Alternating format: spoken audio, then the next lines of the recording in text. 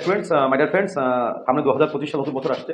কিন্তু আমি অসংখ্য ছাত্রছাত্রী বা অনেকের সঙ্গে কথা বলে দেখেছি, তারা হয়তো তাদের জীবনে সেভাবে সফল হয় না। বছরটা এমনি চলে যায় আরকি। একটা বছর, একটা মাস, দিন, ১ বছর, ২ বছর, ৩ বছর, ৫ বছর চলে যায় আরকি। কিন্তু দেখবেন যারা সফল হয়, যারা বিভিন্ন ক্ষেত্রে তাদের একটা গোল থাকে, তাদের একটা হোয়াই ক্লিয়ার থাকে, তাদের একটা পরিষ্কার উদ্দেশ্য থাকে।